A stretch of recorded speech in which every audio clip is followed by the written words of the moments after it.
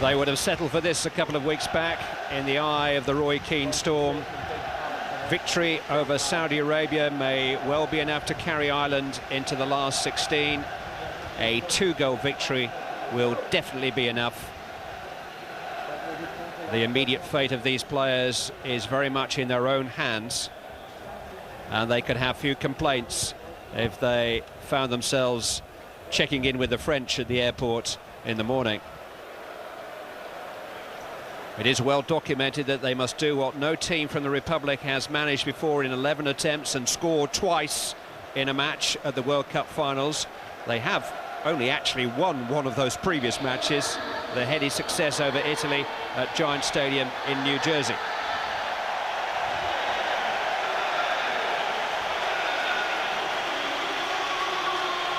It's another half day in the Irish quarters of mainland Britain. Another national holiday across the Irish Sea.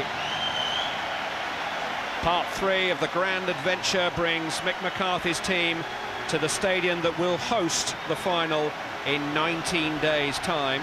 Hey, and England and Ireland will be kept apart if they can just win their next 4 games.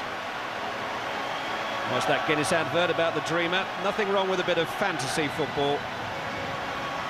The exit of the world champions is already stranger than fiction, and Ireland have already made some pretty wild dreams come true just by getting this far. They spun us all a memorable yarn against Germany in Ibaraki last week. Let's hope they don't leave it quite so late today. The national anthem of Saudi Arabia will be the first to be played.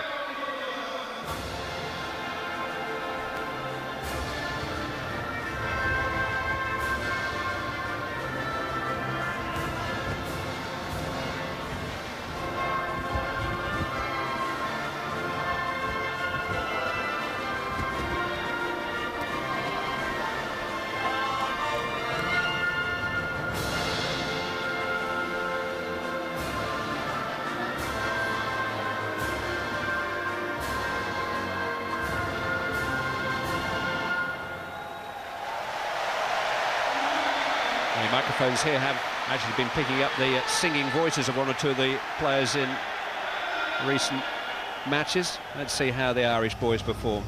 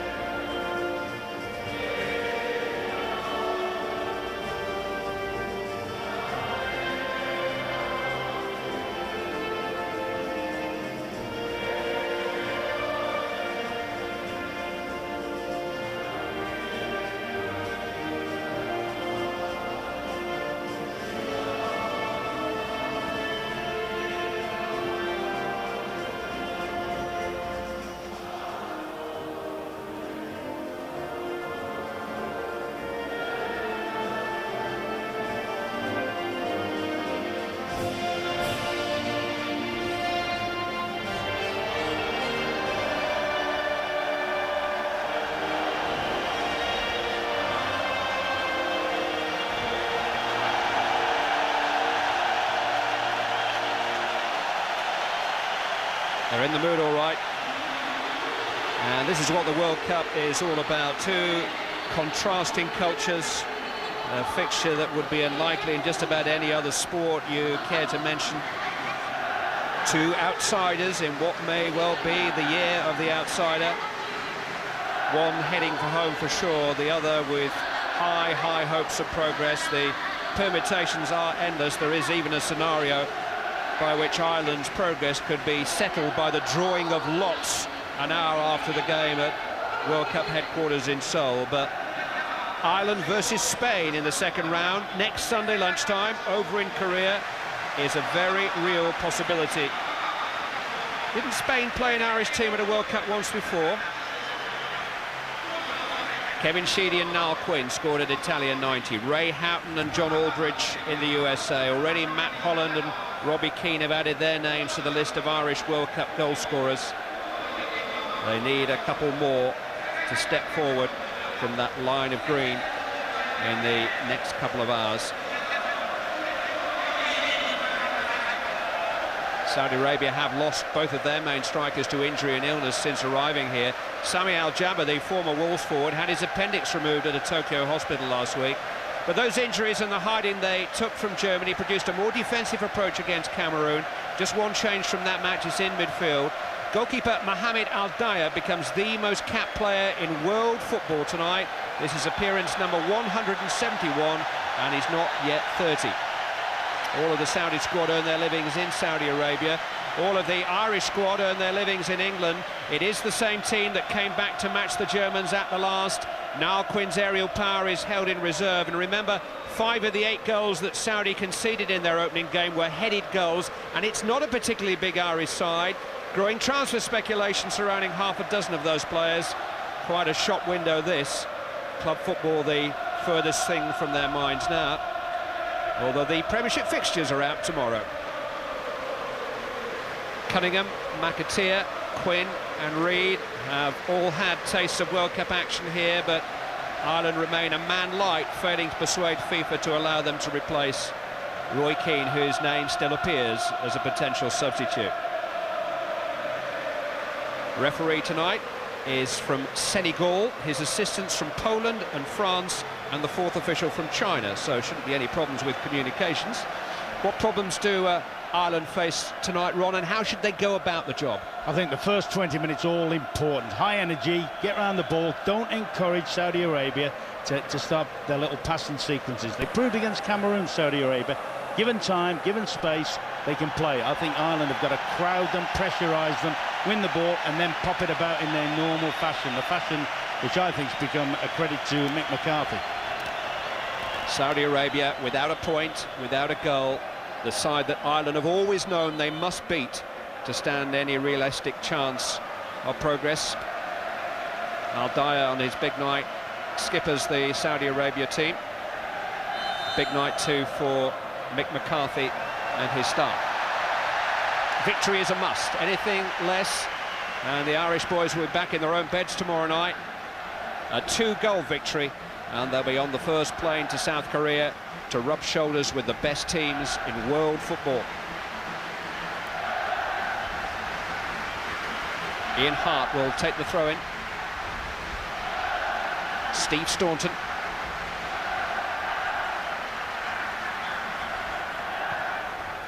Hart looking for Keane on the edge of the penalty area. One back by Staunton.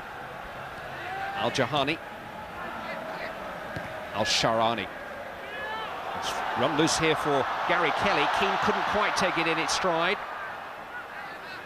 Rather nervous, apprehensive start by Saudi Arabia. Yeah, I think they pulled everybody back behind the ball. There's not going to be many gaps early on. I think Ireland are going to have to work very hard to move the ball about and wait and probe. They're playing 2 markers at the back, Saudi, and they're playing Fouzi's playing very loose at the back. But there's a saying in football, you get out of the game what you put into the early part of it, and I think that's Ireland's. Ireland have got to play at a very high tempo.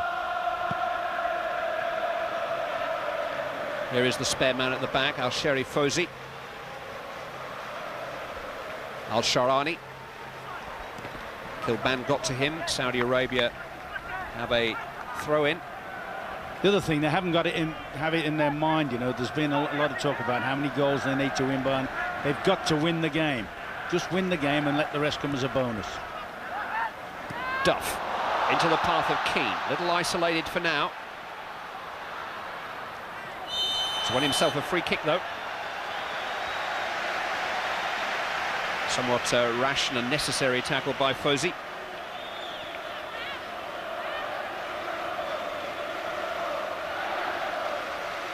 Gary Breen has come forward for this free kick won by Robbie Keane.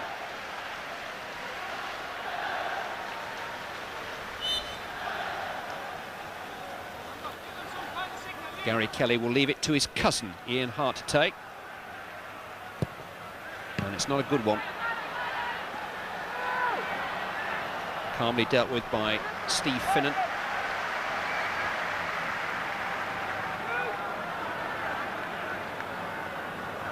Sprayed by Staunton, out towards Hart on a run, headed away by Al-Jahani. Al-Sharani run off the ball by Duff.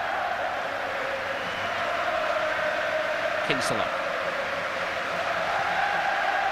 Now Hart.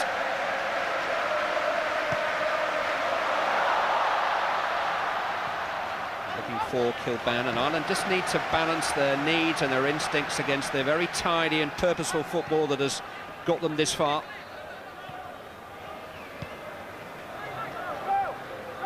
If it was a Jack Charlton team, I don't think there's any doubt how they'd go about their job tonight. Robbie Keane with the shot, which is deflected off Suleiman. Yeah, that goal of Keane's obviously hasn't done him any harm at all from a confidence point of view. Just looking at him tonight, it looks as if he's going to play we're going to give a very fluent performance, very mobile, not going to let it play right up against the markers. Suleiman hit against Finnan. A goal kick has been awarded. Saudi Arabia came to these finals ostensibly as Asia's best team. This is their third successive appearance at the World Cup. They have appeared in the last 5 finals of the Asian Cup, winning 3 of them.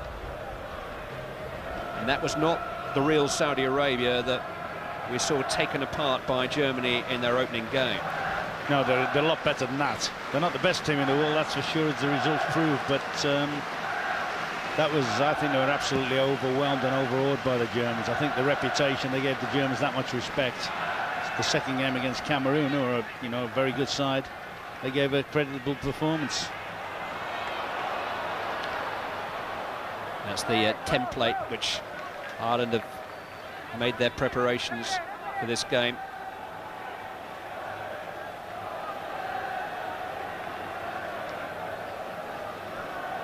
Already a change of footwear for Tukar, one of the central defenders.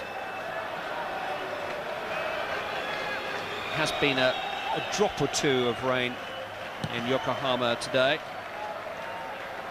As Jim Rosenthal was saying a little earlier, there have been warnings of a typhoon in the area of Japan in the last 24 hours, but whilst it's threatened to be stormy today and the wind has got up a little bit, it's still quite a close evening.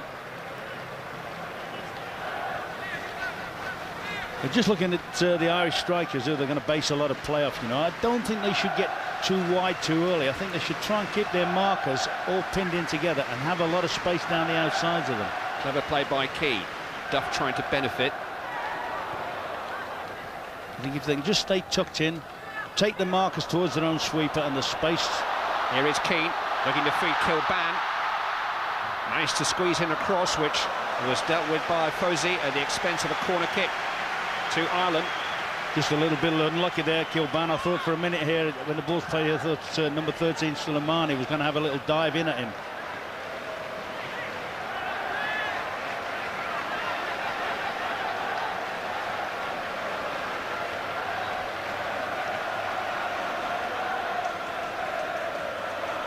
Corner which Ian Hart will take. Swung in towards Kilban. Crossed by Kelly this time, charged down.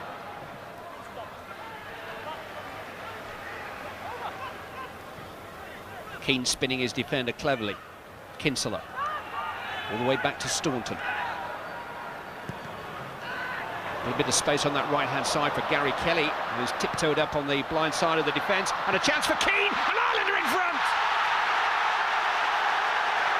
There's the first of them. Just what the doctor ordered. I'm just thinking there, Stan Staunton on the ball. He's going to get plenty of the ball because he's a spare man at the back. His crossfield ball was an inch perfect out to Kelly. Kelly did particularly well helping it back across the face of the goal. Keane, as we know, very acrobatic in the box, and he gets it over his shoulder, hits it. You may say the keeper's not exactly celebrating his record cap here tonight, but if you're Irish, you don't care. Robbie Keane, whose last-minute equaliser against Germany in Ibaraki 6 days ago, prompted 6 days of celebration on the Emerald Isle, has given them an excuse to start all over again. He's now scored 7 times in his last 10 games for Ireland, and whilst he was a bit part player on the Premiership scene last season, what a central figure in this World Cup he's become. Just a slip up for a moment there as Al Hassan gained possession, but Ireland have survived it. Yeah, now they've got to build on that just what the doctor ordered. As you said, now they've got to push forward still, not invite Saudi into the game at all. Al-Jahani. This is number 18, Al-Temyat, who's far and away the brightest talent in the Saudi ranks, and he's played a clever ball there for Al-Jahani in towards Al-Hassan, and hooked away in the nick of time by Gary Breen. Since the goal, 2 warning shots being fired across the Irish bows. Here's Al-Temyat again. He's the one they don't want to get in the game, Al-Temyat. They mustn't give him time to get encouraged. But I think Keane had signalled his intent from the word go. He'd been involved in virtually everything, and it's not a surprise that he was the one that opened the account. Very confidently struck shot. Robbie Keane's goal after 7 minutes. And Ireland halfway to paradise. Al-Awera, Al-Sharani. Certainly more ambitious since the goal, Saudi. Never got across the halfway line before the goal, but now they've come forward with a lot of numbers. Tukar having to go back to Fozzie, the sweeper. And he was harassed and rushed. Well, he is such an energetic, acrobatic player. We see that in celebrations, where we saw the acrobatics in the execution of the goal, and 1 or 2 from Mick too, and from Shea at the back. I don't think the part of Steve Staunton should be underplayed on that. A superb ball in with the shout here again, Duff. Laid back to Holland. Bit of a problem at the moment with Gary Kelly down injured, but he's just limping back to his feet. Surging run by Kinsella. Duff trying his luck out on the right-hand side. He's squeezing across, which Suleiman managed to deal with. Funnily enough, I felt in the game against Germany, I felt that Duff was the one that set the tempo. He was twisting and turning with runs like that. Today it's Keane. Keane's movement today has been brilliant. They don't know where he's coming from. Breen has come from the back. Hart will take the corner.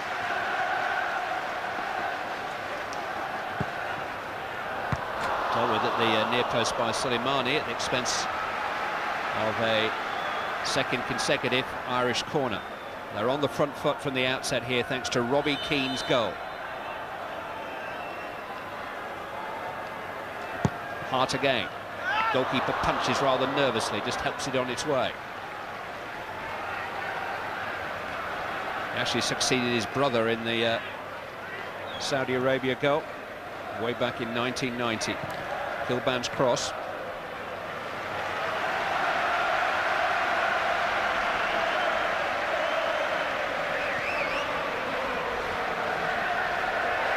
Another Irish corner. Hart takes this one short. Keane, the scorer, coming outside the penalty area. He's turned his man. He's only got 1 defender to run past here, and that one defender, Al-Jahani, grapples Keane to the ground, fairly in the opinion of the referee. Staunton. Turned away by Suleiman.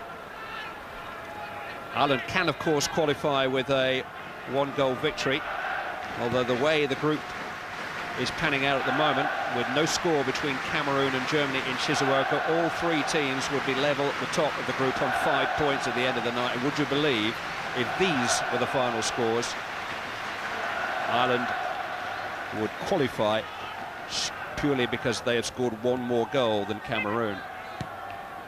So they're in the box seat as it stands, but a second goal wouldn't half make their situation a deal more comfortable. Referee getting in the way there, intercepting Hart's pass. Here's Al-Temyat. Clever turn, and he was caught by Staunton, and he is a talent, Nawaf Al-Temyat. He was the Asian Footballer of the Year the season before last, and looks set to move to Holland with Roda, but his club doubled the asking price after agreement had been reached. But he has been linked with Parma and Brescia in recent weeks.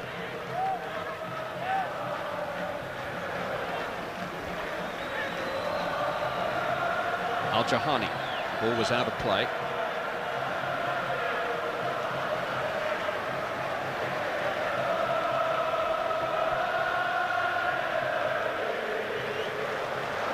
It's a good thing for Ireland, you know, that Staunton's getting plenty of the ball, because he is as good a user of the ball from the back as there is. I mean, he proved that with the goal.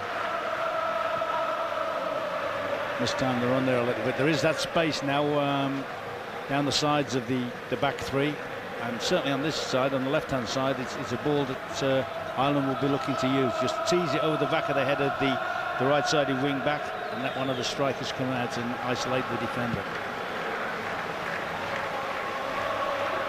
Turned on by Al-Sharani. Came off Staunton, in fact, for a Saudi Arabia throw.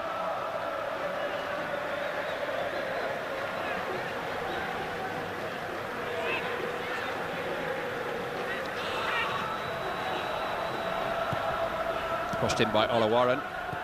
Hit rather hopefully by Al-Temya. He is a good striker of the ball. And that was very hopeful from Tukar, who's not such a good striker of the ball. Yeah, certainly on the evidence of what we've seen tonight, what we saw in the game against Cameroon, for me, Saudi are a much better side when they come forward. They've got one or two decent ideas when they can get some attacks going. I think defensively, I think they have all sorts of problems. Irish fans singing in the rain here in Yokohama. There is light drizzle. Al Hassan is on the ball. He's got support on that left-hand side from Al Hafran. Cross into the hands of Shea Given.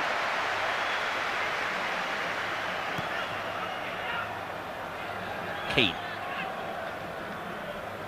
But that highlights it again. What great movement there. Held his marker in field and then made the run down.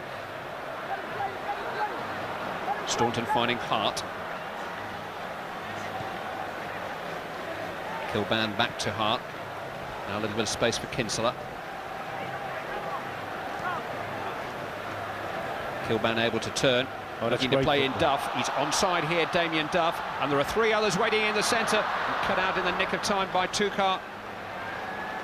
Beautiful football though from the Irish. They kept the ball, put about a dozen passes together, and a little cunning pass from Kilban inside the full-back for Duff.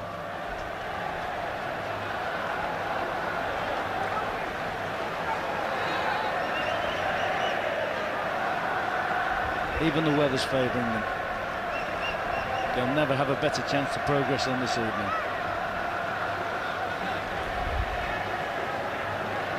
This is where, oh, they missed him out this time. This is where I was going to say the Irish have got a chance to spring attacks. There is Steve Staunton. Sharp defending by Al-Jahani. They're trying to get the ball into the feet of Damien Duff. Don't play like Damien Duff's been playing here without attracting attention. All the scouts and scribes have noticed what he adds to the Ireland core qualities, and he's done very well to get round the back of the Saudi defence here and produce another hesitant moment from Al-Daya. Yeah, but it's acres of space. That's good movement. That's good tactics, actually. I think they've done the homework very well on it, Ireland. They know there's going to be nice spaces down the sides of the Saudi defence, and particularly to get somebody like Damien Duff coming out onto a natural left-sided position where he spends most of his club career. Well, he's their wild card, he's their jack of trumps, they're one to watch. They will always have the spirit and the organisation. But the only problem they've got, because of the way they play, they're not always going to have that many men in the box. You know, very often each one of the strikers will be crossing for the other striker.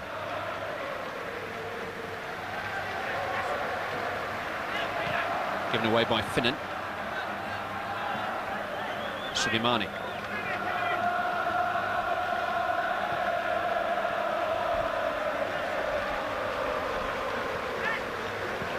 Very difficult for Saudi to play their way out of their own half of the field at the moment, such as the hunger of the Irish cover, harassment in midfield.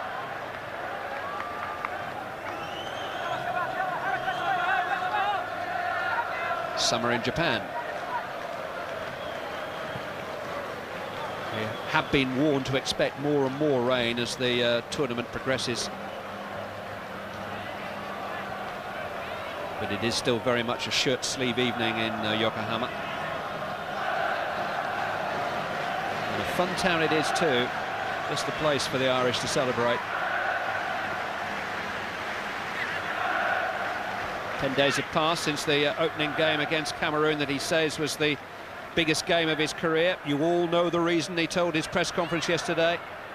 10 days with barely a mention of Roy Keane. He has successfully focused attentions elsewhere, Mick McCarthy. Kilban. Fancies his chances. Did have Duff left and Keane right.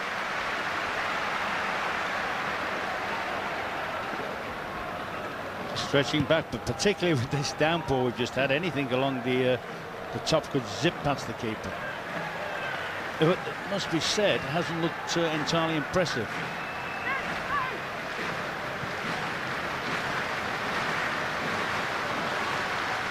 Hart asking a lot of Kilban.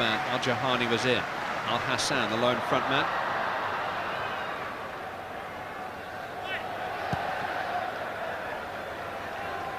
Given taking every available second, and suddenly Gary Kelly is bursting forward down that right-hand side.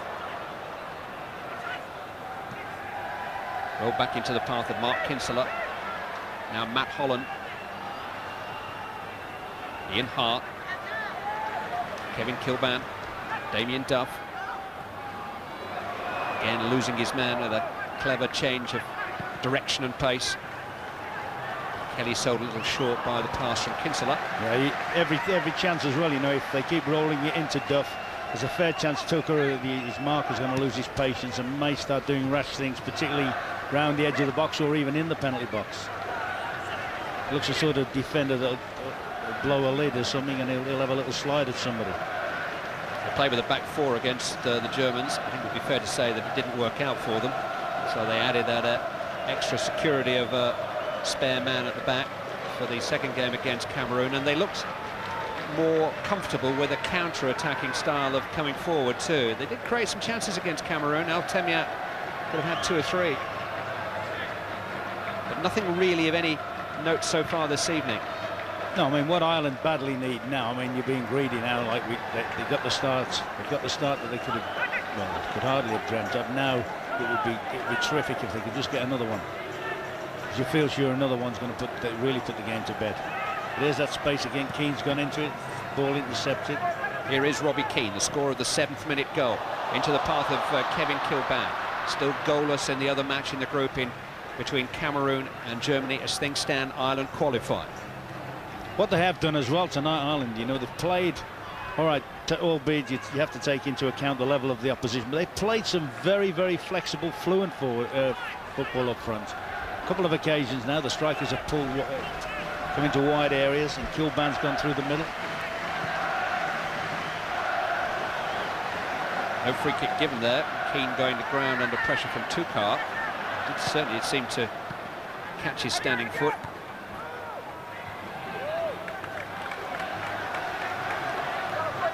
He's just bursting with energy and endeavour, Robbie Keane. I bet he was one of those kids who just never kept still. You can almost hear him straining and stretching on every run he makes, every jump he takes. Never out of top gear. He's a boy racer.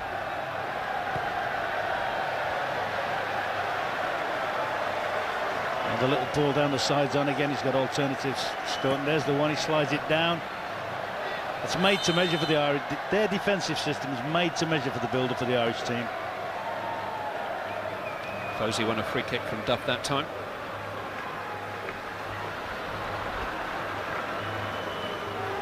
Suleiman to Tukar. Rolled into Al-Hathran. And now Alaweran. And here is Al-Temiat. Al-Jahani. Al-Sharani. Al-Temiat. Hit by Al-Hathran. I must admit, when he sort of opened his body to have a shot, I thought he was joking, but it wasn't the world's worst effort. Straight at Shea Given. Most of their best attacks definitely emanate when Al-Temiat, the number 18 midfield players on the ball. He's the one that can get things ticking over. Made a remarkable recovery from a career-threatening knee injury. He had 6 months of last season out, only came back in February. And he seems to have picked up where he left off and could well be the Saudi player to make a breakthrough in European football. He has plenty of suitors. Tossed forward by Staunton. Kelly had come across on that right-hand side.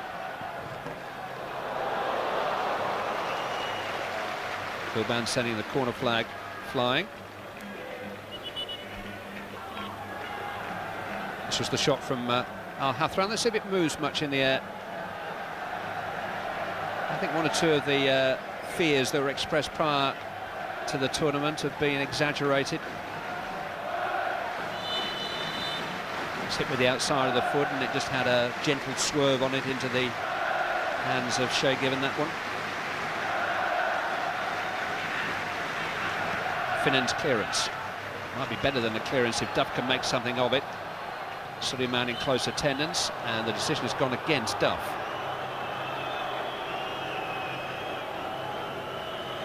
Yeah, looked harsh. Looked harsh. I think Duff nearly, he's got to be careful with his frustration there. Altemia. He's done well to hold off Kelly. It's a really good run by Altemia, underlining his reputation and winning a corner kick. He's an interesting young man. He's the son of a very wealthy aristocratic Riyadh family. He's famed for his charity work and his reserved lifestyle. He will actually represent his country in England at the end of this month as the official ambassador at Prince Charles Charity Polo Tournament at the National Guards Club. I'd like to be there, but sadly I'm going to have to stay for the rest of the finals. On the corner to defend. They were obviously very confident in making progress, and when he accepted the invitation.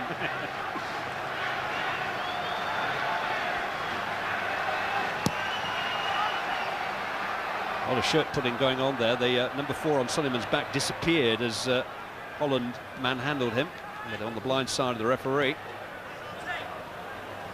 Keane back trying to help out, and he has done in so much that he's won a free kick from Al-Sharani. Still like to see Ireland push on a little bit, because, you know, there's that ball again. They can roll it right past the midfield, right into the strikers, and it's made the measure. Fozy that time got his challenger. Ireland lead through Robbie Keane's 7th minute volley. It is still Cameroon 0, Germany 0. Just to underline the circumstances that whilst a 2-goal victory would bring certain qualification for Ireland, as things stand, with the result in the other game as it stands, Ireland would qualify. As the coach of Saudi Arabia, Nasser Al-Jahar, technically is the first Saudi to coach his side at the World Cup finals. The Brazilian Carlos Alberto Pereira was in charge in '98, but he was sacked after the second game. He was an Argentinian coach with the Saudis in '94.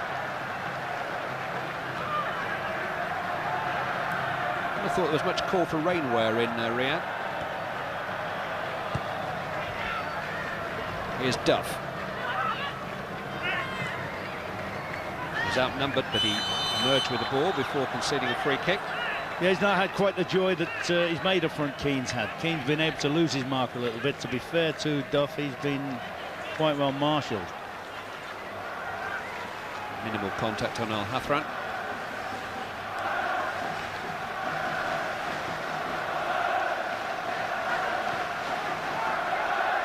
Al-Hathran. Al-Aweran. Suleimani. Al-Sharani trying his luck on that side. Al-Temya, little tempted flip return from Al-Hathran, well seen by Staunton, but now he's out of position with Al-Aweran. Came off Al-Temya for Al-Jahani. Cleverly played again by the prompter Al-Temya. That's a dangerous ball into Al-Sharani, and it needed some defending. Steve Finnan followed it all the way into the goalkeeper, but there was a little bit of indecision. Yeah, you'd like to see somebody be a bit more commanding there, whether it was Shay Given. You know, there was always a chance that they might have a little spill between them, Finnan and Given, but just like to have seen them a little bit more definite there. There are warning signs that if they get complacent, they'll have a problem, Ireland. And they'll throw away a perfect situation. Kilban, run past Al-Jahani. That's right, it'd be really good to see them get that second goal.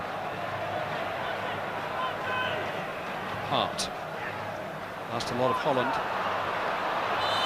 And in trying to rescue it, he's committed a foul on Al-Hassan.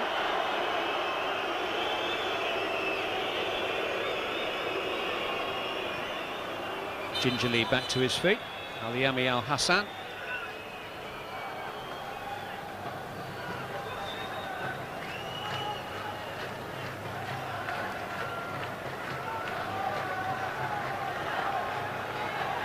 Al-Jahani. Al-Hathran.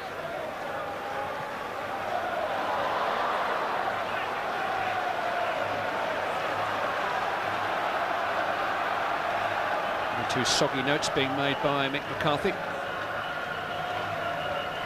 I think most of what he's seen he'll be quite happy with. He'll probably have the same anxieties. Oh, that's a foul. He'll probably have the same anxieties as maybe I'm having up here, that until they get that second goal, they're not completely home and dry. Toucaret had the guilty man. He claimed that he was having his shirt pulled by Duff.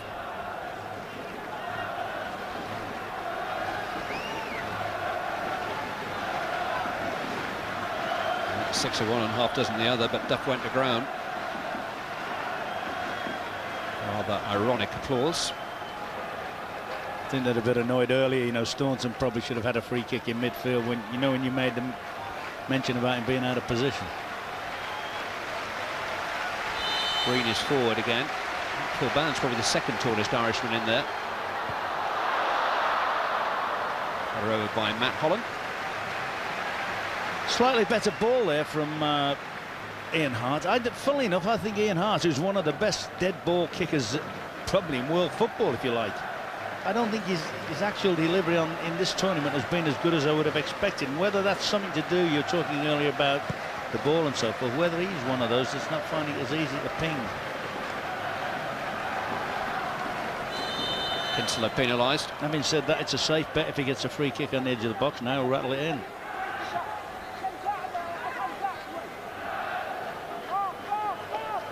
Ireland's best free kick opportunity against Cameroon came about 2 minutes after Hart had been substituted. It happened once or twice that. It happened with England in the first game with Beckham, and with Argentina with Veron the other night. Poor things. Here's Duff. Support from Kelly. Here's a corner. Enjoying himself in midfield, Gary Kelly. Yeah, they're very lively. The two up front and the two wide midfield players are both, I think Kelly's been quite positive. Certainly Kilban has. Kilban has been far more attack-minded in this than in maybe one or two of the other games. One of half a dozen in the team. Kelly and Breen's another whose futures are filling the football gossip columns at the moment. Welcome to the 12:30 selling plate at Yokohama. Staunton takes towards Breen. He's officially listed as no club attachment on the FIFA team sheet here. He's running around with a for sale sign on his back after declining Coventry's contract offer. Strictly speaking, he's unemployed, but I don't think we'll see him in the queue. There's a queue forming to see him when he gets home. Interesting thing there as well, that corner. Couldn't believe that Steve Staunton, who once again, he's got a magic left foot, has gone over and taken it in place of Hart. I wonder if Ian Hart's perhaps isn't too happy to taking the dead ball ones. Al-Sharani given away to Holland on his way back.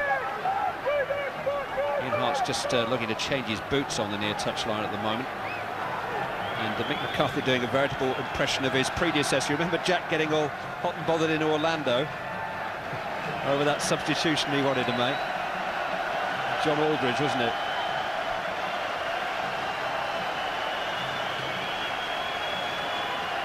Duff stumbling between the challenges and finding Breen. Kelly.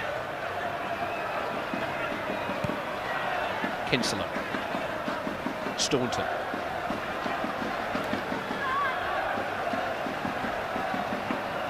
Keane made the run out to the left-hand side. The pass wasn't good enough, but neither was the clearance really by Toucaret. What's happening well there for Ireland is very often, particularly when Staunton's got the ball, Kilbane runs in field and leaves the space. One of the strikers comes out and takes it. It's a good play, as it wasn't executed properly that time. Strong play by Holland. Ball has crossed the dead ball line, and a goal kick has been awarded. Certainly from Saudi's point of view, there was a suggestion that if they went a goal down, they could go under. But you haven't seen anything from particularly the defensive three to suggest there's any form of surrender. They're still challenging, they're still competing, and while there's only one in it, A little bit heart in the mouth stuff. The coach was summoned by the head of the Saudi delegation, Prince Turki bin Khaled, to explain the 8-0 defeat to Germany. He got a savaging in the Saudi press, I'm told, and made an apology to the entire Arab world. It's a lot of sorries. Al Hassan is offside here. Didn't know the Chuckle brothers were from Saudi Arabia, did you? It's tight, that.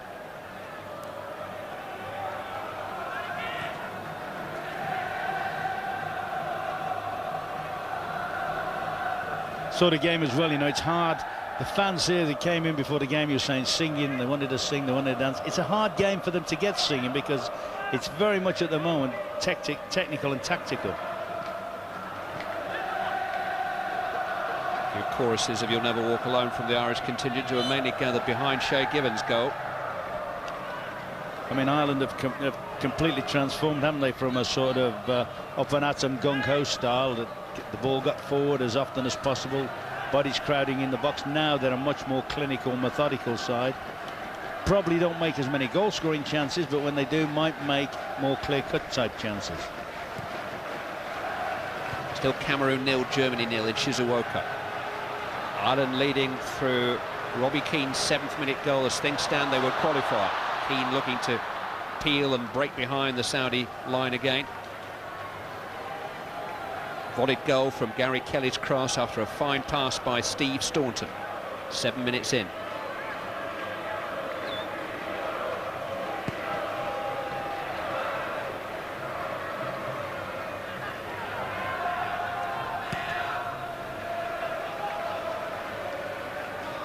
Keane got a touch, but in doing so levered Tukar out of the way. He was doing brilliant there. While the ball was up in the air, Tukar was focusing on the ball.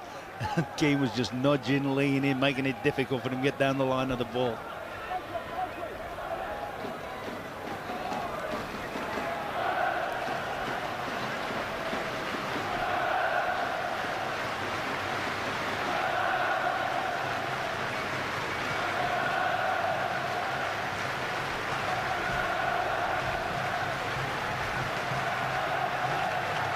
Staunton. Hart. Took the wrong option there, Hart. He's a bit fortunate there. Kilban had made the dart inside to open the space for Keane, and he ignored it. Caught by Al-Sharani.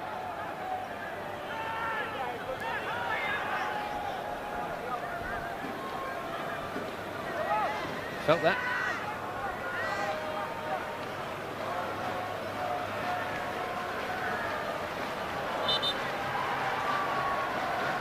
Last 10 minutes of the first half.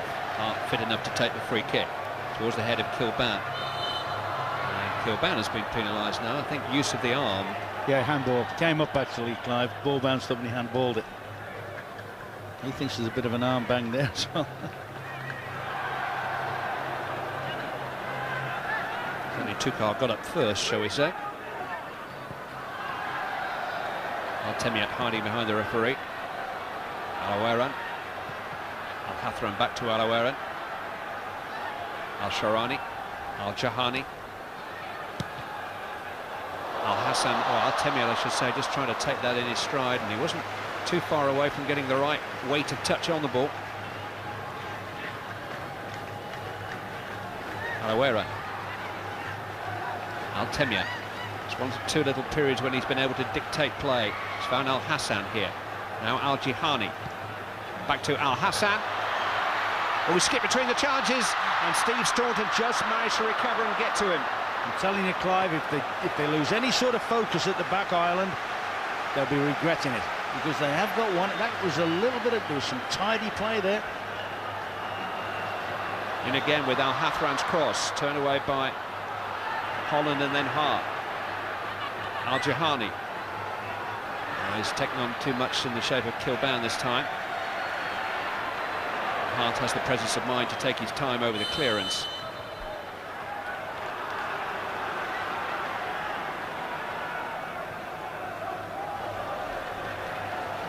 Al-Sharani's pass cut out by Kinsler. It falls for Alawaran. This is Al-Temiat.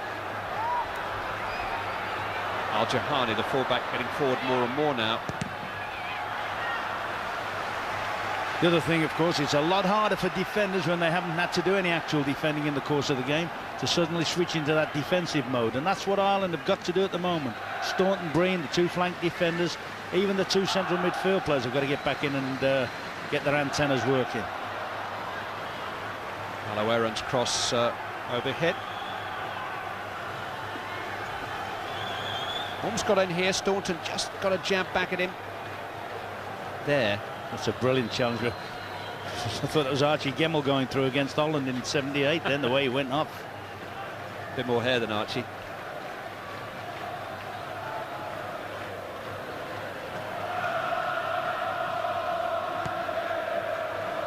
That's cleverly left by Keane. Little step over. Just couldn't quite link up with Duff. His return pass was slightly disappointing. Al-Sharani leading a break. Al-Temyat hungry for the ball. It's Al-Temyat's shot. Tell you, he had 2 or 3 real openings against Cameroon, mainly created for himself by himself. He's one of those easy players as well, doesn't he? Accepts the ball easy, he glides with the ball, and they've certainly had enough warnings now, and that wasn't a bad effort.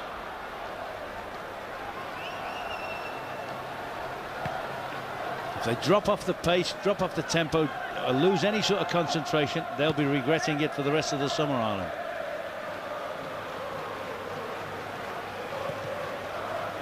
Toss forward. Keane backpedaling, but beaten to the ball by Soleimani.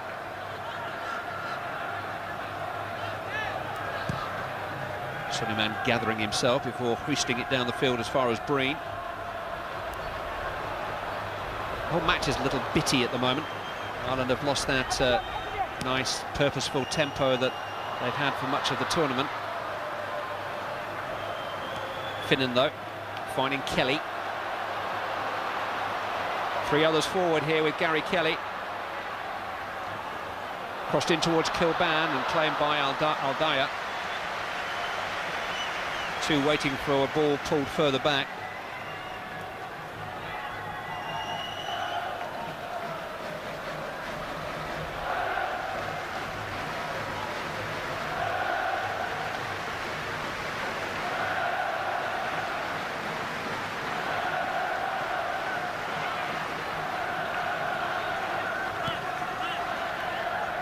Fozzie. Al-Hathran to Soleimani. Al-Hathran won't keep that in. This was the cross from Gary Kelly. Yeah, it's a decent cross. I mean, that's the sort of cross that if you'd got the likes of Big Quinny or in earlier years Aldridge, but this particular Irish team need to be picked out on the edge of the box.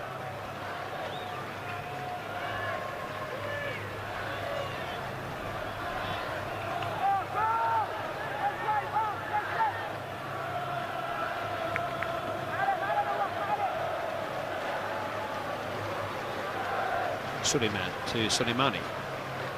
Al-Hathran. Al-Aaron. Al-Sharani.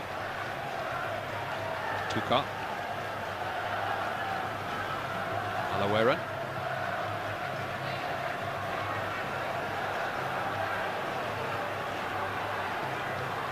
Nice football again from Al-Temyat, and here's Al-Jahani.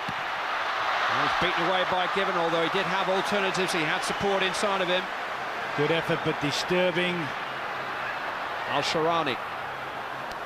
Again, Al-Temyat was at the centre of that, the number 18. Yeah, disturbed. I'd be disturbed there if I was Mick McCarthy, how easy, or they got picked off on the give and go on the wing.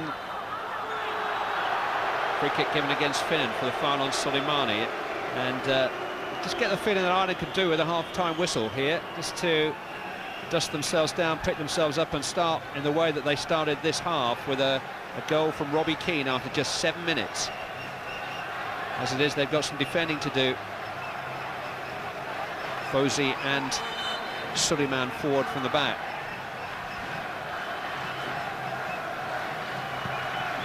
It's in towards Fozzie, and Given deals with it in less than conventional fashion. Al-Jahani. Al-Hathran. He was allowed to turn and get his shot away. Soleimani. That's too close to Shea Given. I think I think it's pretty obvious now. I think It's fair to say that Saudi Arabia have probably had a lot more attempts at goal now than Ireland. Ireland controlled everything for the first 25 minutes. Dream start, got away to the goal they wanted. But badly haven't been able to put the game to sleep. They haven't been able to get that second goal. Duff doing well to resist the attentions of his marker and win a free kick that time. More defenders are detailed to him, the more moths he attracts to his flame, the more he seems to respond. He does take delight in testing out his skill against all comers. And he's playing against particularly tight markers tonight. I mean, they play with the spearman Fosie at the back, but both strikers, both the Irish strikers are having close companions defensively.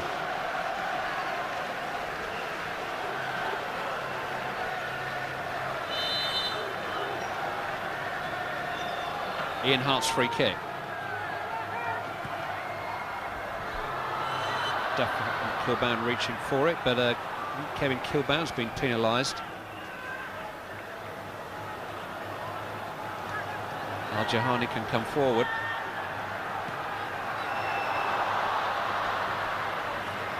Steve Finnan. Yeah, good defending by Finnan then, because Temiata made a break on the back of him.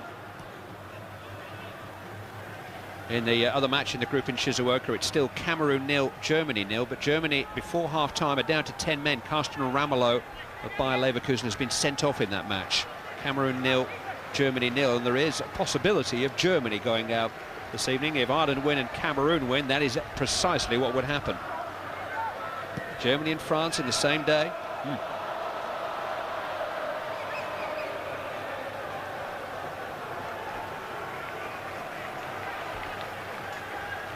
Shay Given had to stand up and defend his near post there. It was a fair old effort. Wasn't a bad shot at all, that. That would worry me a little bit. It's not Shay Given that's been rated the best goalkeeper in the Premiership. Talking of Premiership goalkeepers, Al Dyer here has said in a press conference this week his great ambition remaining in the game is to play for Manchester United. Go on, Sir Alec, give him a chance.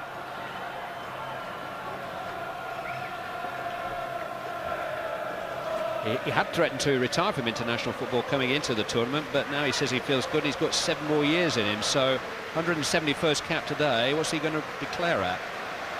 You can bet money he won't be playing for Manchester United.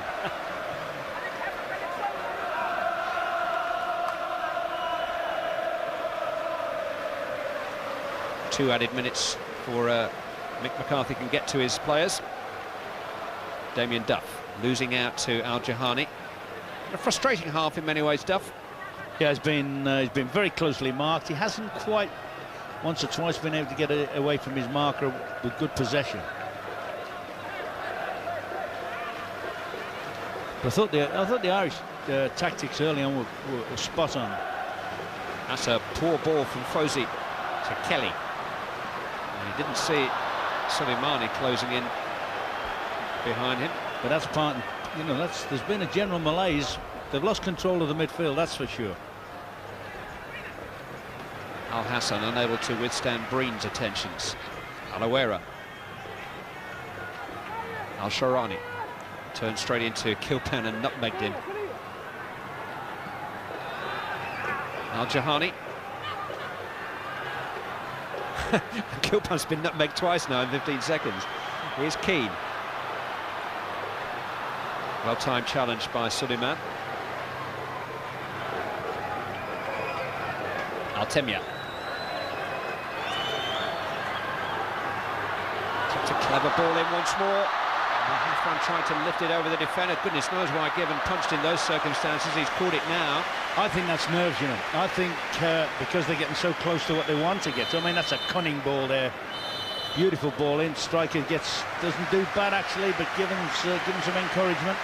They could not have made a better start. Robbie Keane gave Ireland the lead after just 7 minutes. But the second goal, which would make Mick McCarthy's passage into the second round secure, has not been forthcoming, and Ireland themselves have been tested. At the break, it's Saudi Arabia 0, Republic of Ireland 1. Nach 7 Minuten. Da wussten die Saudis noch nicht so recht, wo sie taktisch hingehören. wollten es ein bisschen offensiver angehen und die Iren haben das sofort bestraft. Also vom Ergebnis her ist das Team aus Irland auf Kurs. Aber durch sind sie noch lange nicht. Hier haben wir nochmal den Treffer. So ging es praktisch 45 Minuten.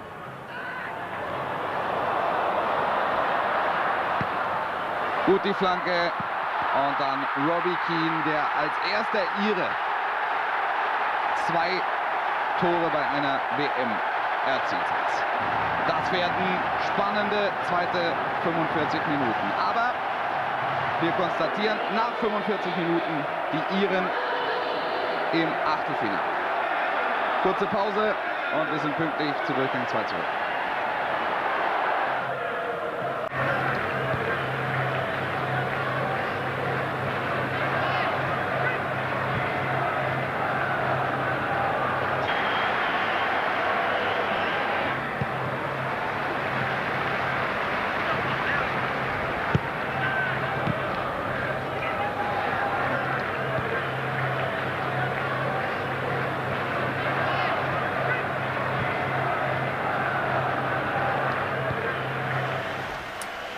Here comes the Mountain of Mourne. The tallest structure in the World Cup is being unveiled against the defence that conceded headed goals with frightening frequency against Germany, and it is Ian Hart that the mighty Quinn will replace.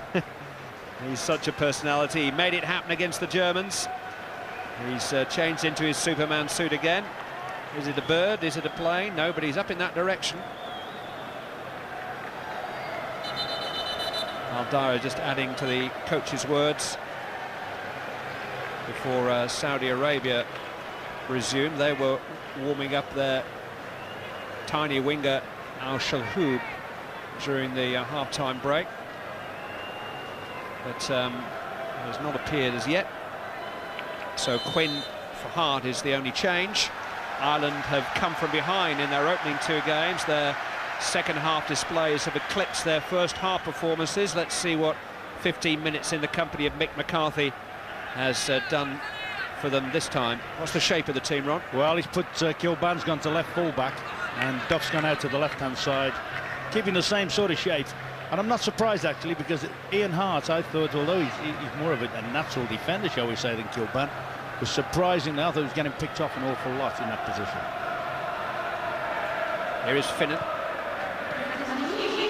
Ball broke off Suleiman. Keane has found Holland. And here is Duff now operating as an out-and-out left-sided player. Crossed in towards Keane, but headed away by Fosu. I mean, that will also be in his mind, how Germany took them apart in the air.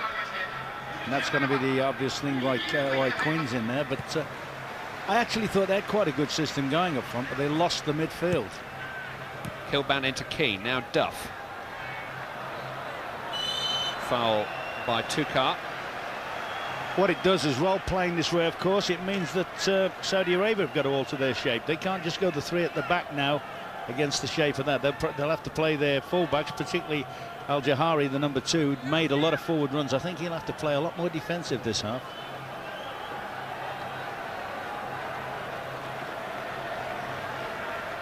First chance for Steve Staunton to connect with Niall Quinn. Free kick isn't long enough, turned away by Fosu.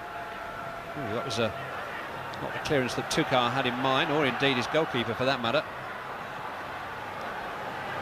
Finnan bursting onto the ball, finding Kelly. Outnumbered down this side, the Irish. And a chance for Al Hathran to bring the ball forward, but his pass for Al Hassan is misdirected. Big ask now for Kevin Kilban here as a left back, feeding Duff. That's a terrific run by Duff. He's burst past 2 defenders. He's got in a cross which is deflected, and Al Dyer just manages to prevent it from going for a corner kick. Yeah, that will have served a warning to the Saudi Arabia defence that Duff can be, if you like, even more effective on the flank. I talked in the first half about Steve Staunton having a big responsibility because he got plenty of the ball. He's getting a lot of space. He's a quality knocker of the ball. I think now he's got to use all his experience. He's certainly got to guide Kilban an awful lot, because Kilban although he's a natural left-sided runner, he's not played much at fullback. And I think that's where Staunton can be important. He's got to guide him, he's got to talk to him. At the moment, he's trying to squeeze the whole of the back four up, push the whole of the Irish back four up. Try and keep in touch with the midfield. Our reporter Jim Rosenthal, who went out for the drinks at half-time, says the wind really is quite a factor outside of the immediate shelter of the stadium. Quite a lot of the flags, even down at ground level, are being blown about on the far side. So it's an element which we maybe haven't referred to enough during the course of the game thus far. So there's been a bit of a storm warning for Japan in the last 24 hours. There's the proof.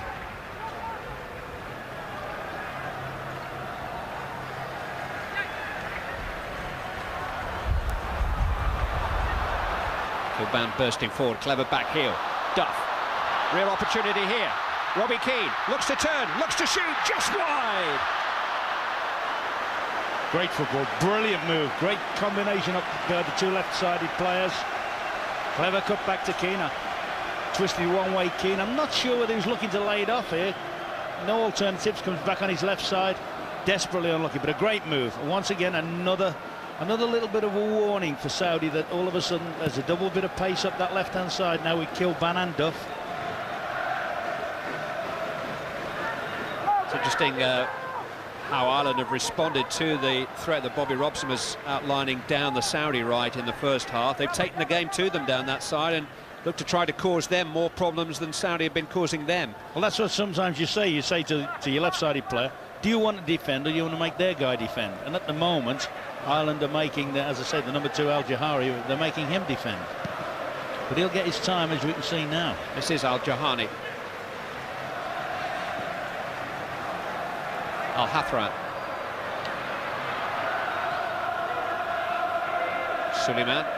Still believe most of their best moments emanated in the first half, though, when the midfield player Temyat got on the ball. He's got that little bit of difference about him. He's a little bit of guile, a little bit of what they call their fantasy player.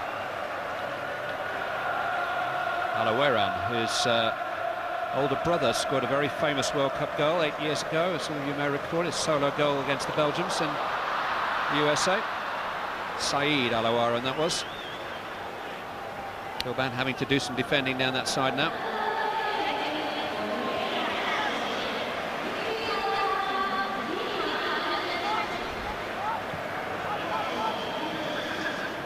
Keane's little touch. Quinn, who's hardly been involved since coming on. Kilban there first.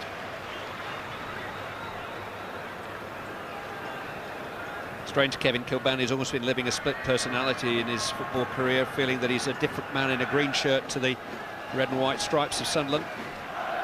Some football marriages just don't work out, nobody's fault, but Mick McCarthy has taken him for richer for poorer, carried on picking him, and they've been good for each other. He's put a big responsibility on Kilban now.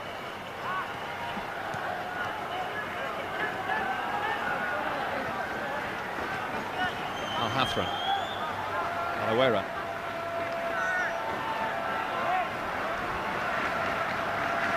Frozy. Alaweran. Hathran. Now Suleiman. Suleimani.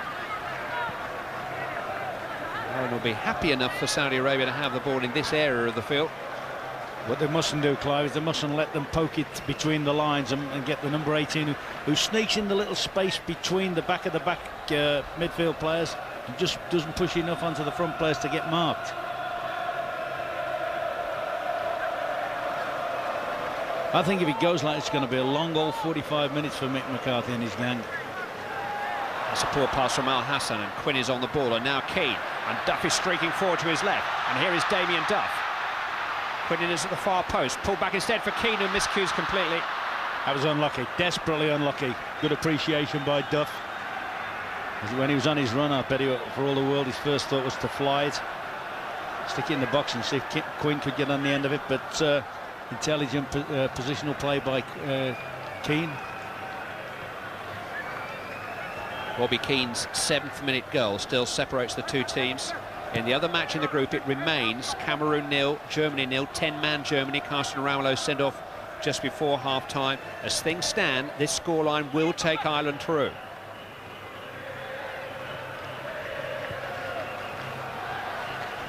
Staunton. And we understand that Germany have just this moment taken the lead through Marco Boda. Meanwhile, it's Keane for Ireland. Good volley straight at Al Dyer. Robbie Keane peeling off and getting his shot.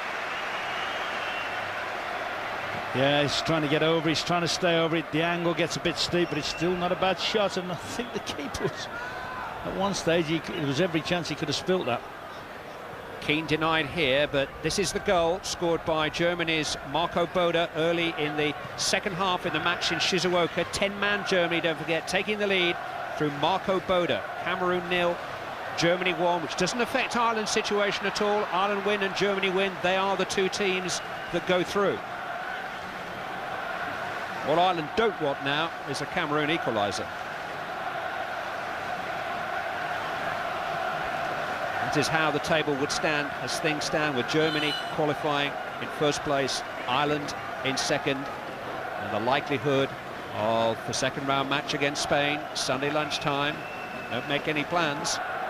England could be playing Sunday too. Still all ifs and buts.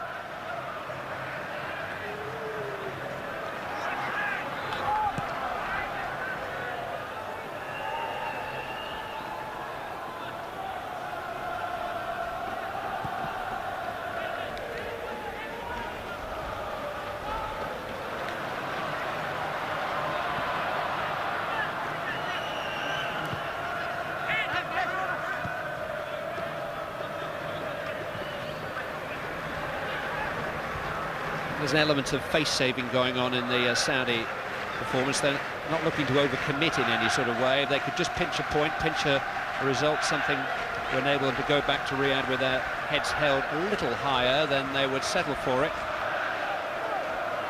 They'd be absolutely delighted if they could get a draw out of it and go back with at least 1 point on the board. Ireland have got to beat them to progress, whatever happens in the other game.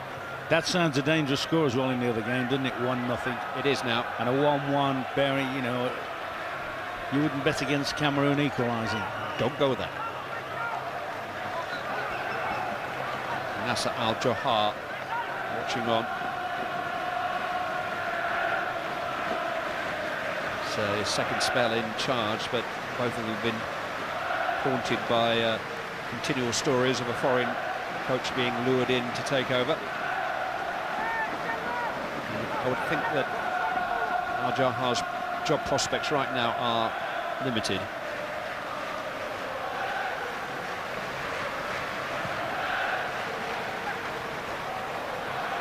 Soleimani unable to control.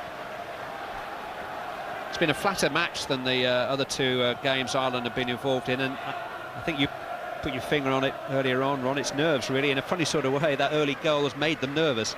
Yeah, plus the fact that, in a way, that Saudi Arabia just like to play possession football. They have to be fair to them. They've made 1 or 2 decent situations for themselves, but they're not, you know, they're not a harem scare flying high tempo team. And we know Ireland like to play methodical, and in a way, it's like one team gets the ball and works it and passes it until they lose it, and the other team comes up the field with a dozen passes. Staunton seeking out Quinn. They just haven't been able to link up with Niall Quinn as yet. No, I think as well, they're kicking into the wind, and it's going to be one hell of a ball to travel 60 yards to pinpoint him. I think they've got to work it and then rely on Quinn on things like corners and throw-ins, free kicks. 90th cap for the big man tonight. Nobody has scored more goals for the Republic of Ireland than Niall Quinn. And he's obviously scored some vital ones, but I tell you, the next one would be possibly as big a goal as he's ever scored for the Republic. Well, funny enough, he scored the goal against Holland in 1994, which sealed Ireland's, or in 1990, which sealed Ireland's second-round place. And what Quite sure he was, but flag went up for offside.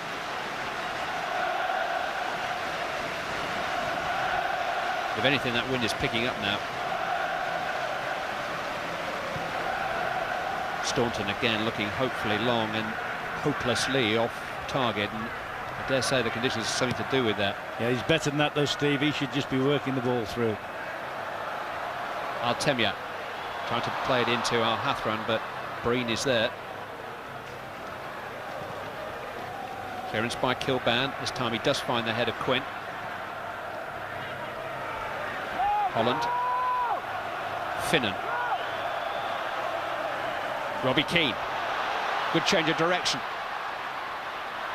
Keane couldn't quite gather it in. Might still come for Duff though. And Holland penalised for what looked like a good, typical Matty Holland challenge. He got all the ball, didn't he? I don't know if Mick McCarthy believes in fate, but he must have felt when Robbie Keane's equaliser flew in Ibaraki last Wednesday that someone had started to smile on him. Someone who seemed to have been frowning on him a week before. He has ridden the wave since he arrived here, but he's still afloat.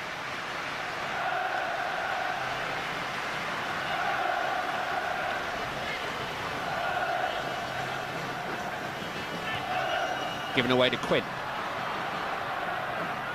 Holland. Staunton has to go back to Given.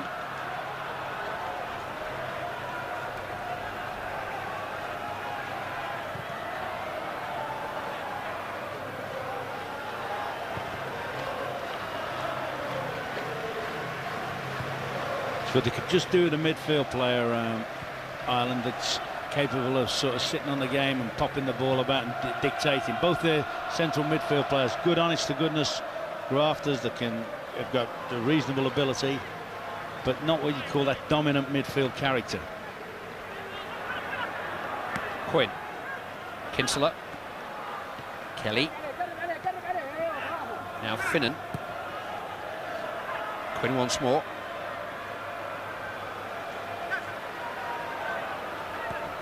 Our next live action from these World Cup finals comes up tomorrow at 12 noon. South Africa against Spain. That's an interesting match. It could well be relevant to Ireland in the second round. South Africa versus Spain. Join us at 12, and then later tomorrow evening, 8 o'clock, the very best of the action from Nigeria versus England. 8 o'clock tomorrow evening, Nigeria versus England. More details on our World Cup website, itv.com/World Cup. It's the Saudi Arabian main man picking up a yellow card. Artemia. Ireland getting a slightly fortuitous free kick. Now gone. Steve Staunton will take the free kick. In towards Breen! 2-0, and 2 is the magic number for Ireland. Gary Breen has scored the goal, which puts Ireland within touching distance of the second round.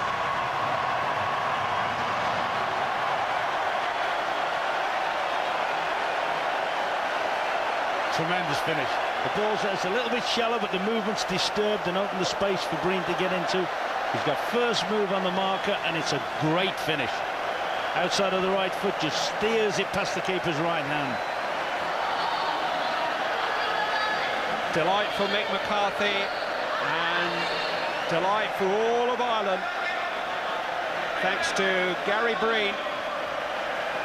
A man without a club at the moment, but he's got a country.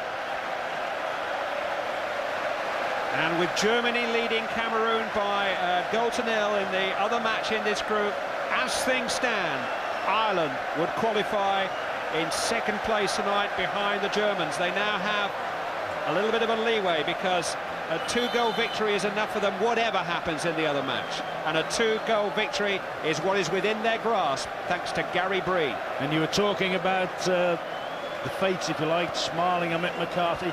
I wonder, looking closely at the free kick when Artemia was adjudged to have fouled Kilban, whether that was the moment, that was the fate smiling on him. Looked like he had his shirt pulled, didn't it? Kelly, he's kept that in and pulled it back, and Quinn!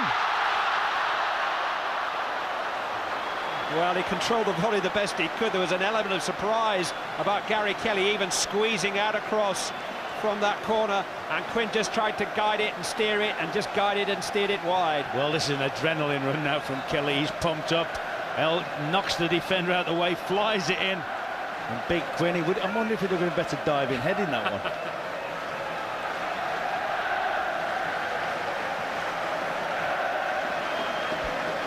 Well, it's easy said now. He actually had the opportunity to maybe take a touch, but hey, he was there crying out to be hit, and Quinn hit it. 2-0 to Ireland. Keane in the first half, Breen in the second half, Duff on the ball.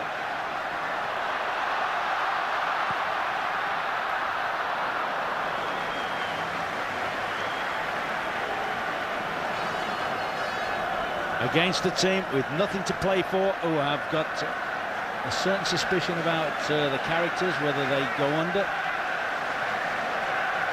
Great situation now for Ireland to put them under the cosh.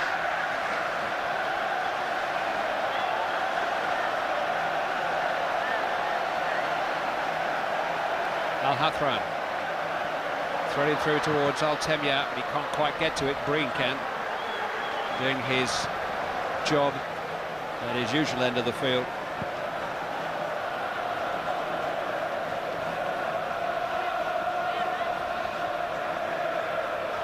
Alawera, Suleimani, Al-Sharani, now Al-Jahani.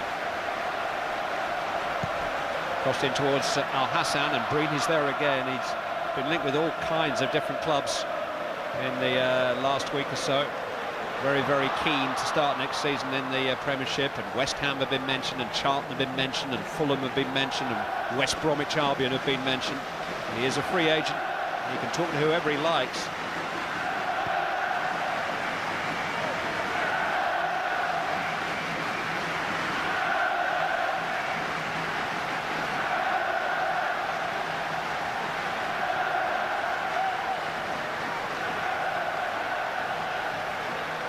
Al-Hathran.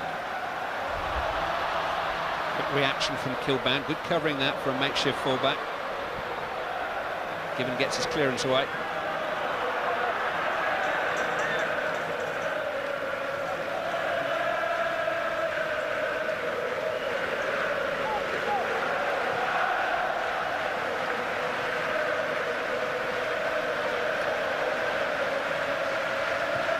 Tossed forward by Al-Sharani, and Al-Hassan is chasing, but Given was alert. It's come out to Al-Jahani, who knows that Given's off his line, but Shea Given quick enough to recover. That's about the third one he's punched in it, but I'll give him all credit for that. Agile, quick, read the script very quickly, got out and punched it, and had the presence of mind to get back in case he was lobbed. Well, nobody did more to get Ireland here than Shea Given. Those death-defying saves, the double save that he made, which decided the playoff really against Iran. You consider that live grenades are exploding around him in the warm-up. Death-defying is not too melodramatic. He thought they were firecrackers, which is scary enough, but he noticed the craters they were making when the smoke cleared and realised that it wasn't Guy Fawkes' night in Tehran. But he kept his nerve that night, and he's just about keeping his nerve tonight. But there's going to be a change in personnel and shape for Saudi Arabia, because number 10, Al Shahoub, is a 21-year-old winger. Bright young attacking talent, who replaces Al-Hathran on this left-hand side. First we've seen him in these finals. And there's not much of him. He's only about 5'4".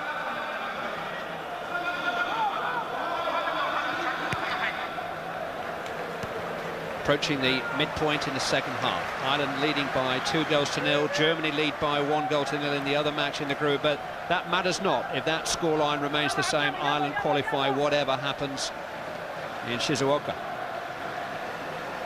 Here in the stadium which will stage the World Cup final at the end of the month in Yokohama. And all the change, this time in midfield. Number 15 is Abdullah Jaman. In fact, defender is being brought off, Suleiman.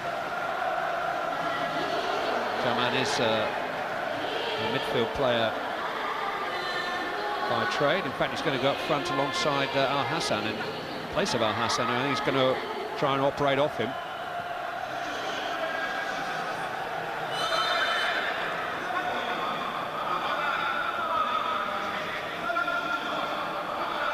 He is a bit of a super substitute. He played the last 15 minutes against the Germans and the last 20 against Cameroon. A little bit longer tonight.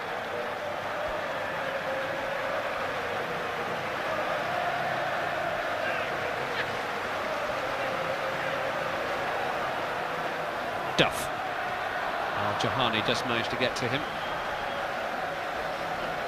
That's the thing for Ireland now, if they can just keep feeding Duff, because they've had to fall back. Saudi Arabia have had to fall back to a definite flat back four now. If they keep Duff on the ball and just isolate him and let him keep having a go against Al-Jahani,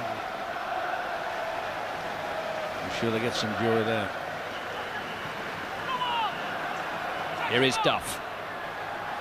Two to take on, and the second of them, Al-Sharani, just pushed him to the ground.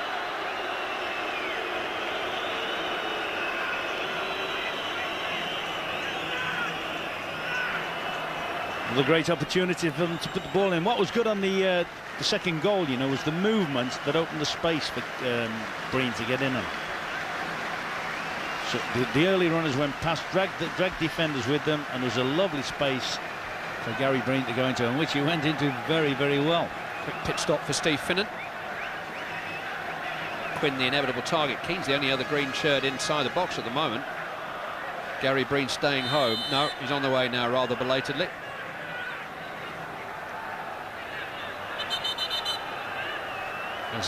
There's only one man marking the two of them at the moment. Now they've...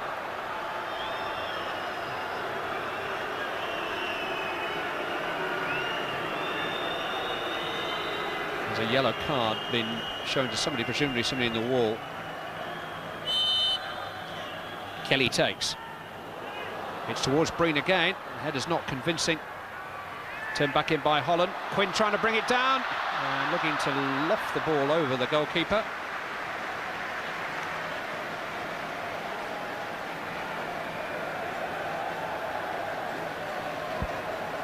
Not that time for Gary Breen, but this time he managed to make the critical contact.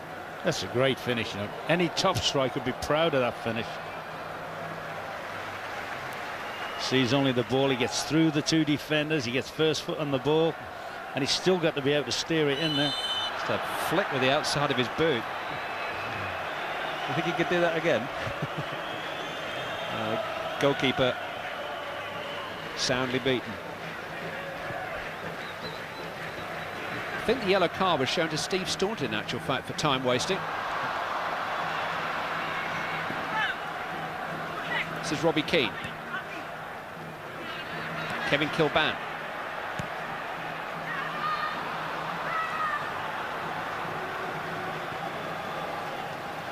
The yellow cards are wiped off at the end of this first phase, so no suspension alarm for Staunton. Also thinks it makes a bit of a mockery, you know, because he definitely went up to take the free kick and then looked over his shoulder and saw that Saudi Arabia had kept three players back. Robbie Keane after 7 minutes, Gary Breen after 61 minutes. The two Republic of Ireland scorers. The first time the Republic of Ireland have managed 2 goals in a match of the World Cup finals. But here's the substitute, Jaman, making an impact.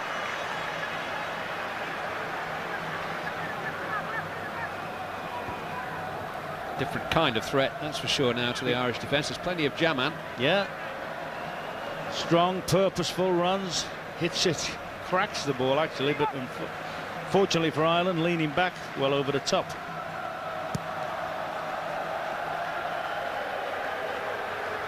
It's the first time that Ireland have scored more than 2 goals at a World Cup finals, full stop. Al-Sharani with a cross. Charged down by Staunton, and it ran kindly for Shea Given. And now the possibility of only their second ever win at the World Cup finals. Free kick given against Alawaran. It's body checked Damien Duff. Don't think you can have too many complaints about that. Saves him running, I suppose.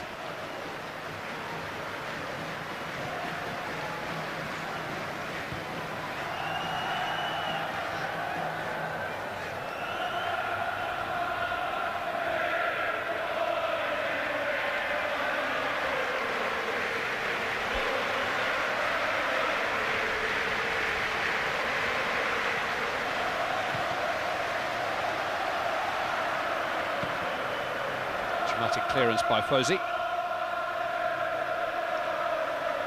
Gathered in by El Temia. Just been on the fringes of the game. Yeah, he's not done so much this half, that's for sure. Al-Shlahub. Oh, that's good. Well done, Kilban. I made a point earlier about him getting back and intercepting. He covered Staunton brilliantly there.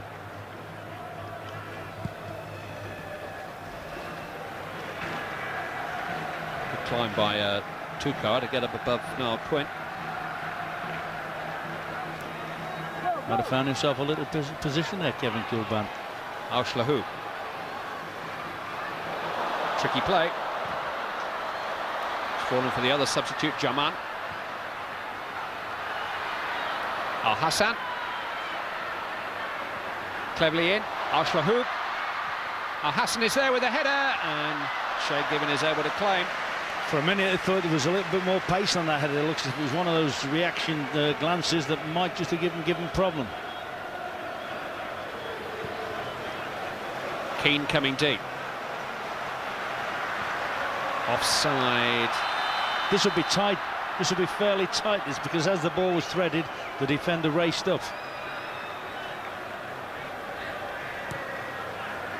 I think he was level at worst, wasn't he? Yep. Al-Shlahub.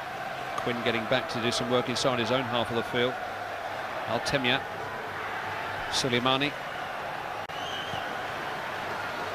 Jaman. Away though by Kelly. All the defenders missed it, and Keane burst forward. Not quite favoured by the bouncers. Tukar came across. The other thing, of course, now, Clive, that Ireland want to do, I mean, all right, they're pumped up. There's a good adrenaline rush about them at the moment with the way things are going out.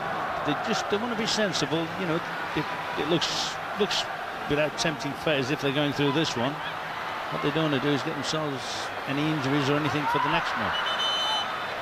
It's a tournament, and they're well into it by the look of it now.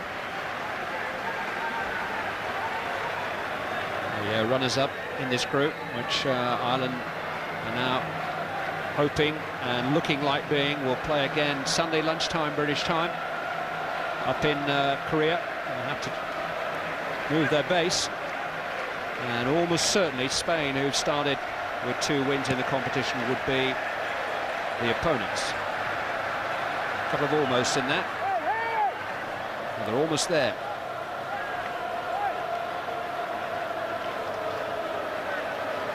Now Quinn didn't get the decision he expected.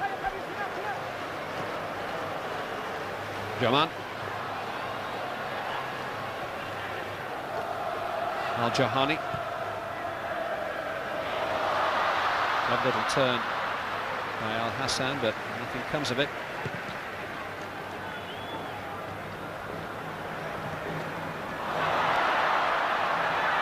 Quinn.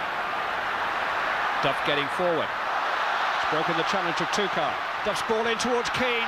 This wouldn't quite happen. Al-Daya did enough. There were 2 beyond him for a deeper cross. Quinn in all kinds of space, and Kelly had got up with him too, and now they've got some chasing back to do. Al-Shlahub. Al-Temia. Al-Sharani. Al-Shlahub again. Good challenge though by Steve Finnan. This time last year, Steve Finnan was looking forward to his first taste of the Premiership. He was happy really with a place on the Irish bench. But Stephen Carr and Gary Kelly.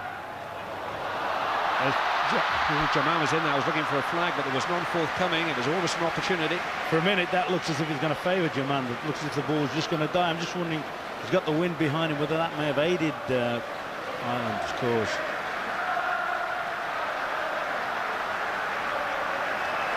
Keane surely was impeded there. This was the moment when Al-Jaman was just pipped to the post by Shay Given.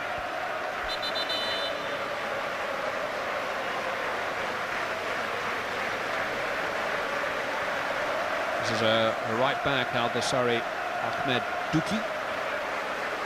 And it's a straight swap for Al-Jahani, who was such a factor in the first half, but been counted by the combination of Duff and Kilban down the Irish left in the second half. So Duki comes on. And here comes Jason McAteer. Well, if anyone will be firing on all cylinders after the events of his week, it will be him. His body temperature is usually up around the boiling point. He does need the odd bucket of water throwing over him from time to time, but he plays with passion. He's mad for it, and he's mad to get on at the moment. Staunton's clearance.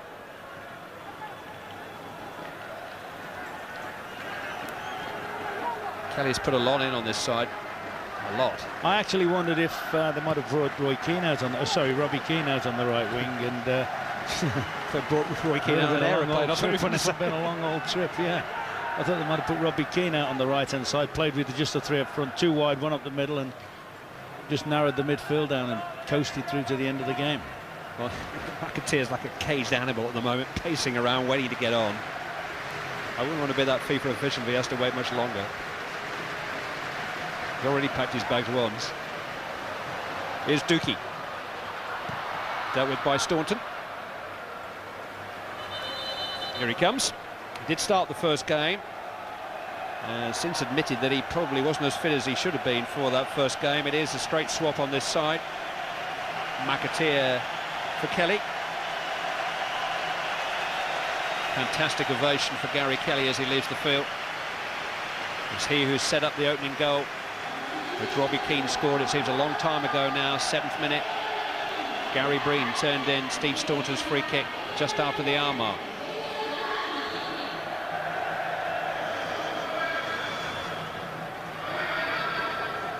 Well, he deserves his spot in the limelight for that marvellous, memorable goal against the Dutch last September when he fired in Steve Finnan's cross to bring the finals within reach, and then it was he that won the penalty against Iran in Dublin for the first Irish goal.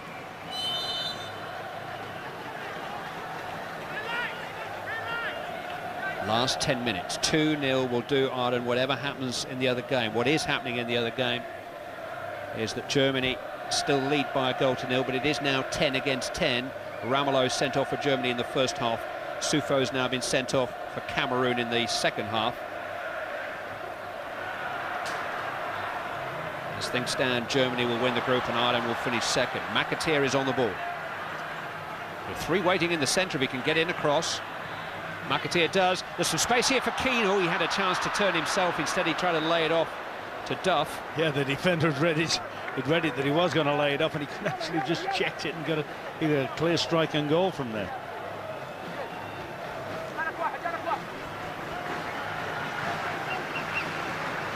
Mick McCarthy edging closer. He played in the team which reached the quarter-finals in 1990, beaten by Scalacci's late goal in Rome.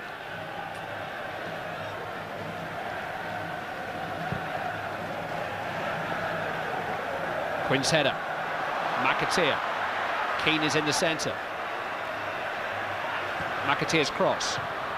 Headed away though by Fosi.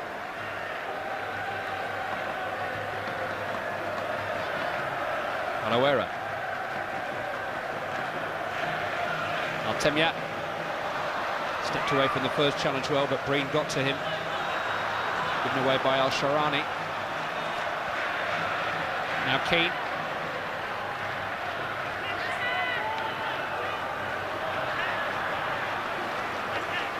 And we hear now that Germany have scored a second goal against Cameroon. Miroslav Klose has added to his total and his reputation. It's now Cameroon 0, Germany 2 in that game in Shizuoka, and this is how the goal came about. Miroslav Klose the score of the second German goal are in the closing stages there.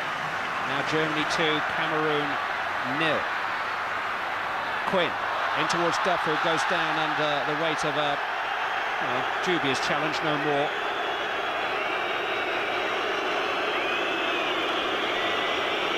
It was a nudge, really. Yeah.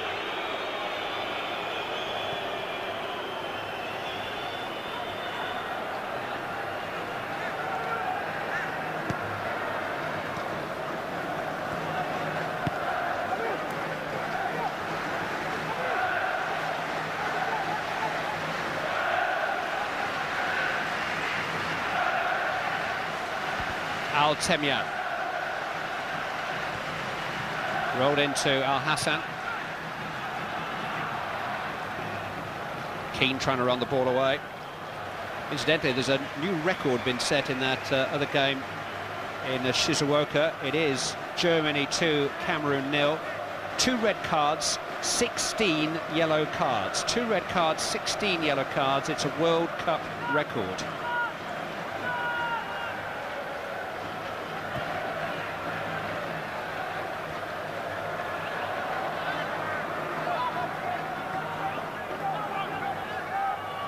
Al-Sharani leaving the ball for Al-Temya. He's faded here, the prize guy, Al-Temya, number 18. Clearly technically very gifted. It was a difficult pass which was slightly overhit for Soleimani. But he'll be mixing with the Royals on the polo lawns in Windsor before too long, so life's good.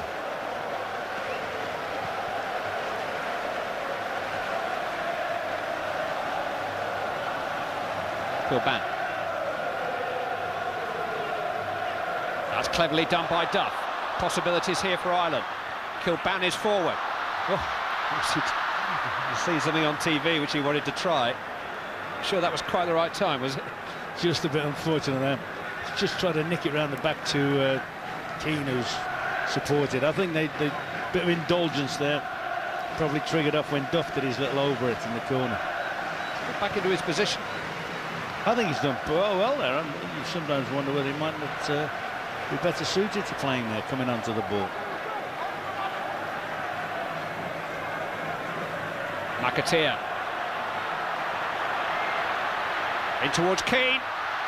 Just couldn't quite shake the defender the first time. And eventually Tukar got to him.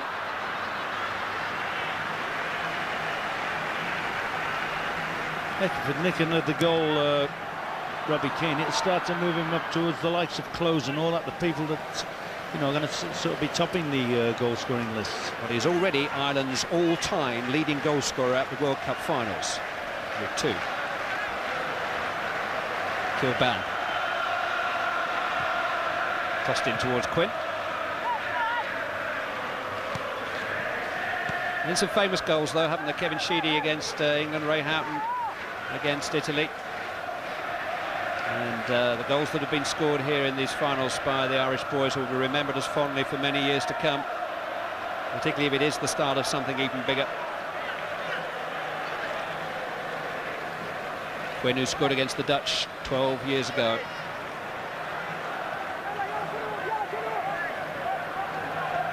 But they do now have the cushion with the Germans leading by 2-0 against Cameroon. Germany win and an Ireland win sends the 2 through. Here's Duff. Well done, he scored it. And Damien Duff rounds off the perfect night for Ireland. They qualify. 3-0 is the scoreline. And the celebrations can begin in earnest. Ireland are heading for the last 16 of the World Cup finals. Yeah, that'll do him the world of good. He's worked hard, he's been particularly effective this half. Great little ball from Kinsteller inside the forward. Great shots, or a good shot, an okay shot. But I'll tell you, that goalie ain't going to Man United. You can bet money on it. Not as a goalkeeper, anyway. No, unless Kevin Keegan sends him there. Well, Damien Duff's second international goal is greeted with the broadest grins that this country has seen during the course of these World Cup finals. This lot know how to celebrate, don't you worry. Yokohama is a good city every night of the week. It's going to be a very special city tonight. There are 10,000 Irish people inside this city who are going to teach them a thing or two about having a good time. And Ireland will play in the second round of the World Cup finals Sunday lunchtime, almost certainly against Spain, live here on ITV. You can join us noon on Sunday, a high noon for Ireland up in Korea. They're through to the last 16, and within the next 24 hours England may well be joining them. Lee Carsley's going to get his first taste of World Cup final football. The Everton player replacing Mark Kinsler, who was a slight doubt for the game because of his continuing knee problems. We've got a couple of crushed ribs after that hug from Mick McCarthy. They've had quite a fortnight, haven't they, Ron, when you think of the cloud that they came here under? Done ever so well, played ever so well. I mean, tonight's been a bit, in a way, an anti-climax in terms of the game, but that's because they haven't really had to beat top quality opposition. They've just had to play and play. It was all about the result tonight. But let's see this one through. I think, you know, it did them a power of good. Okay, the problems they started the tournament. The second half against Cameroon, I think, was very important to them. They didn't play well in the first half. Here he comes again, and whoops, do me a favour, goalie. It's those new light balls in it that they're playing with. Are you sure? New light fingers, I think. And I felt that the confidence and the belief they got from the second half against Cameroon, when they were excellent, mainly through that guy, by the way, Damien Duff in that game, twisted and turned, got his team back into it, and they've looked a fairly accomplished side. Obviously, the big test comes in the very next match, but let's see this one through. I don't fancy him from there. No chance for German. They still haven't scored a goal at these World Cup finals, Saudi Arabia. No. Nice and bright in their times. They've played some nice football without any real drive or edge about them. But it's all about these lads tonight. Well, they're the most welcome fans in the world, because however much noise they make and however much alcohol they consume, they just don't cause trouble. He wouldn't stand for it, by the way. But they look after each other when they're abroad, and everybody greets them with open arms, and they leave memories wherever they go. And their team have done them proud again, unbeaten through this first phase of the competition. You know, they love a sing-song. What was the story I was told about them the other week somewhere? They went into a karaoke bar and said, we'll work on the karaoke, but we don't want the music on. We'll make our own music. You can imagine that tonight in Yokohama. Keane felt he was fouled, still competitive to the end. McAteer getting back with a good challenge. Oh, it's just run loose here for Al Hassan. But Staunton and Kilban tidy up.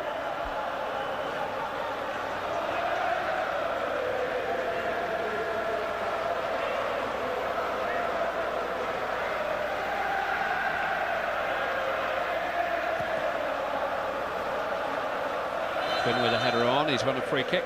All emanated from that second goal, though, really, didn't it? That's what they needed, that second goal, just to take the pressure off and enable them just to relax, knock the stuffing out of Saudi Arabia into the bargain.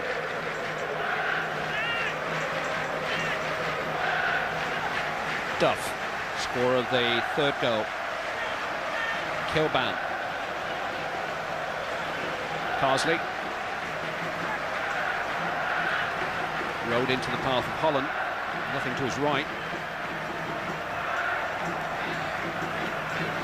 Well, France are off to join Holland on the beach, but Ireland will stay.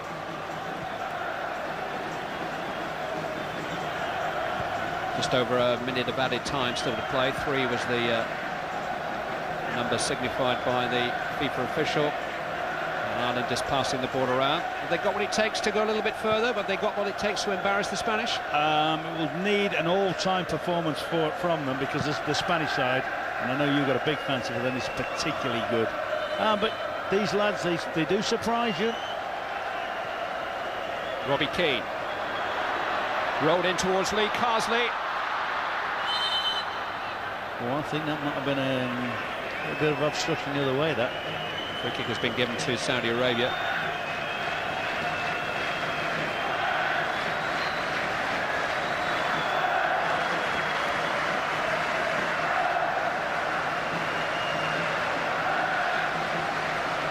qualified from the toughest group in the European arena. Holland are missing because of Ireland. Nobody earned the right to be here more than Mick McCarthy's team. It hasn't all been plain sailing, but it's always eventful with them. Ireland stay. Mick McCarthy has guided the team through to the elite last 16 in world football. It's another marvellous adventure with the men in green, and another marvellous night in store for an unsuspecting World Cup city.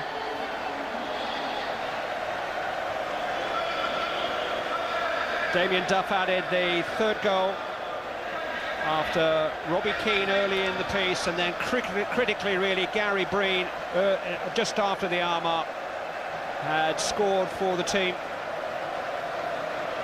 And they will continue to make friends as they progress to a Sunday high noon summit with Spain almost certainly up in Korea. A game you will be able to join us for here on ITV1. Marvellous night for the Irish. Good luck, England. Final score here, Ireland 3, Saudi Arabia 0.